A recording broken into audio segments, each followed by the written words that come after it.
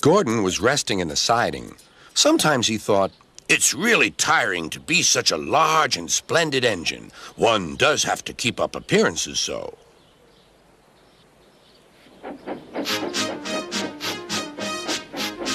Beep, beep, beep, beep. Hello, lazy bones, whistled Henry. What cheek, spluttered Gordon. That Henry is too big for his wheels. Fancy speaking to me like that. Me, who has never had an accident. Aren't jammed whistles and burnt safety valves accidents? Asked Percy innocently. No, indeed. High spirits. Might happen to any engine. But to come off the rails like Henry did, well, I ask you, is that right? Is it decent? Then it was Henry's turn to take the express. Gordon watched him getting ready. Be careful, Henry. You're not pulling the flying kipper now. Mind you keep on the rails today.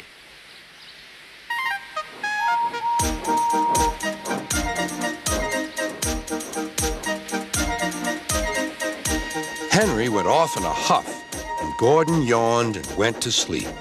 But not for long. Wake up, Gordon, said his driver. A special train's coming and we're to pull it. Is it coaches or freight cars? Cars, said his driver. Cars, said Gordon.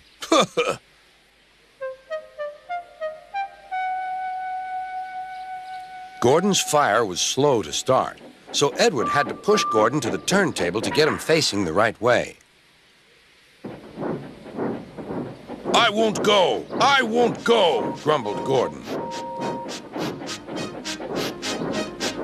Don't be silly! Don't be silly! Puffed Edward. At last, Gordon was on the turntable. The movement had shaken his fire. It was now burning nicely and making steam. Gordon was cross and didn't care what he did. He waited till the table was halfway round. I'll show them, he hissed. He moved slowly forward to jam the table, but he couldn't stop himself and slithered into a ditch. Whoosh! He hissed. Get me out! Get me out! Not a hope, said his driver and fireman. You're stuck, you silly great engine. Don't you understand that?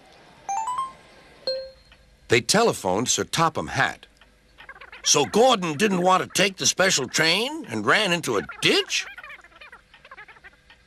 What's that you say? The special's waiting? Tell Edward to take it, please, and Gordon, leave him where he is. We'll get him out later. On the other side of the ditch, some little boys were chattering. Oh, doesn't he look silly? They'll never get him out. They began to sing. Silly old Gordon fell in a ditch, fell in a ditch, fell in a ditch. Silly old Gordon fell in a ditch, all on a Monday morning. Gordon lay in the ditch all day. Oh dear, he thought, I shall never get out. But that evening they lifted Gordon and made a road of sleepers under his wheels to keep him from the mud. Strong ropes were fastened to his back end, and James and Henry, pulling hard, managed to bring him to safety.